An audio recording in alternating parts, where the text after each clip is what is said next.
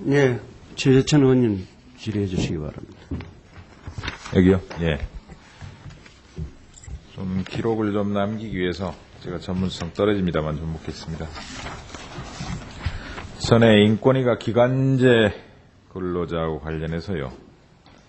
기간제 근로자 근로조건을 명확히 해라. 그런 차원에서 서면 요건주의를 취해달라. 이런 식으로 한 적이 있는데 인권위 의견을 낸 적이 있는데 어떻게 됐습니까? 이 부분은?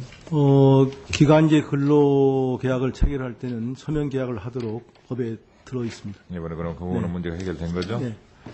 그 다음에요. 유연성을 강조하는 건 뭐 당연한 흐름입니다만 지나치게 유연성을 강조하다 보니까 안정성이 떨어진다. 그래서 최근 ILO 흐름이 유연성에서 유연 안전성을 추구하는 그 두 개의 이념을 동시에 추구하는 게 세계적인 흐름으로 보인다고 그렇게 표현들 되는데 어떻습니까? 현행 법으로 볼 때 유연 안정성이라는 그런 가치들이 충분히 보장이 된다고 보십니까? 개정안이? 사실 이 법은 비정규직 근로자들의 그 보호를 위해서 만든 법이고요.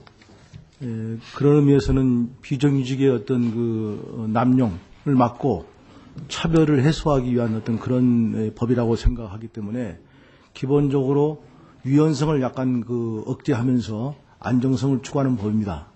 그렇지만 너무 지나치게 또 안정성을 추구하면은 유연성이 약화돼서 오히려 비정규직 근로자한테 손해가 될 수도 있겠다는 생각이 들어서 약간의 유연성도 고려하면서 안정성을 추구하는 그런 법이라고 생각되고 그런 의미에서는 유연 안정성을 동시에 추구하는 법이라고 생각되고 그렇기 때문에 사용자와 노동자들이 크게 전적으로 만족하지 못하는 측면이 생기는 부분이 있습니다. 그다음에 차별 금지와 관련해서 묻겠습니다. 네.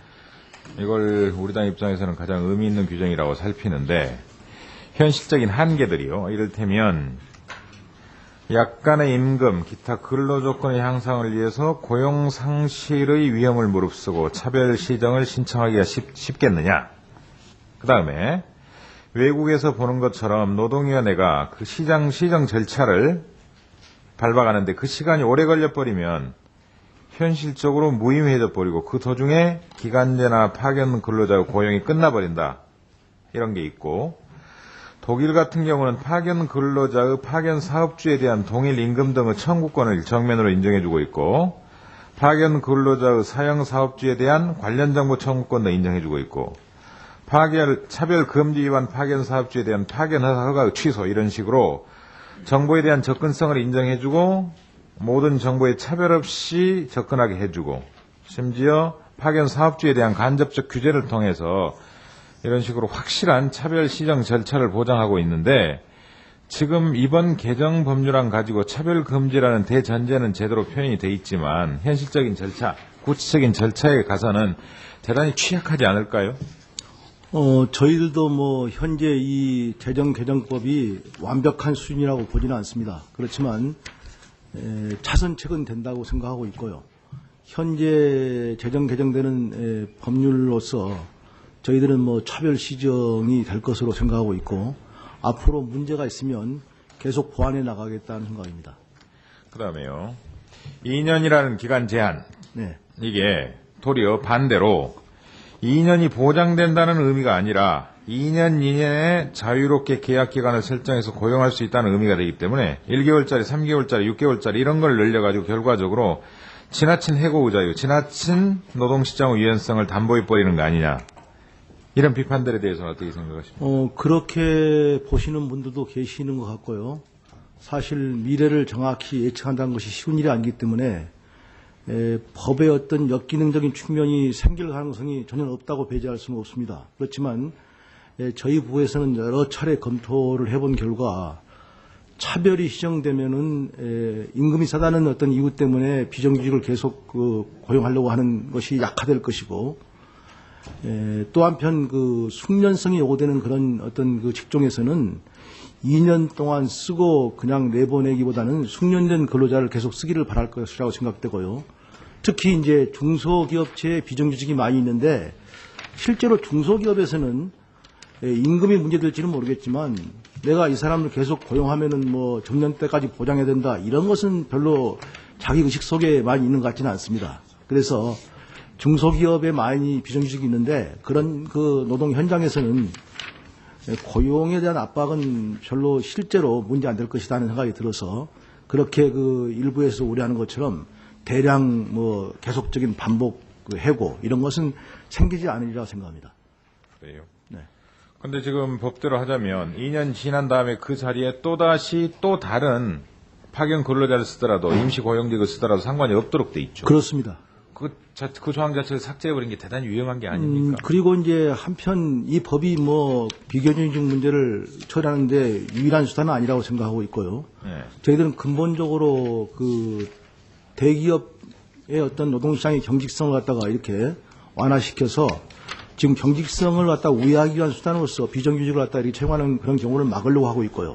또 한편은 하도급 제도의 어떤 불합리함 때문에 원청회사가 그 도급회사 아니 하청회사한테 부담을 지우는 어떤 그런 것 때문에 또 비정규직이 양산되는데 이런 원하도급 제도도 고치고 더 나아가서 또 비정규직 근로자들에 대한 훈련을 강화시키고 이렇게 해 나가면 점차 이 법이 정착되면서 비정규직이 줄 것이다 이런 기대를 갖고 있습니다. 그다음에요. 2005년 8월 현재 통계청 자료에 의하면 비정규직 전체의 평균 근속 연수가 1.1년 8개월, 그리고 2년 미만 비율이 무려 73%, 현실적으로 이러고, 현행 파견법에도 파견직 2년 초과 시에 직접 고용 조항이 있음에도 불구하고, 현실적으로 직접 고용한 애는 15.2%란 말이에요. 그러니까, 원래 계약기간 자체가 2년 미만이라서 현실적으로 73% 자체가 비정규직 전체로 따지면 아예 2년을 채우지 못하기 때문에 이미 73%는 그 대상이 되지 않고, 네. 그 다음에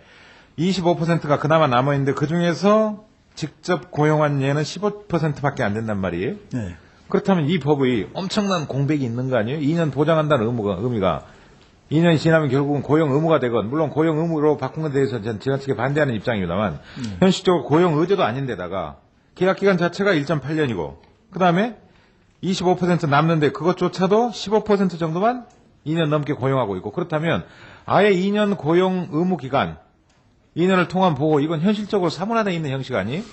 전 무의미한 것 같은데. 사문화된다기보다는 저희들은 그런 이유 때문에 오히려 그 기간제를 도입하더라도 3년을 했으면 좋겠다는 얘기가 나온 것도 그것 때문입니다. 그런데 오히려 2년 하면 방금 그런 그 문제점이 생길 수도 있을 것 같아서 저희들 처음 정부안은 3년으로 했으면 하는 생각이 있고요.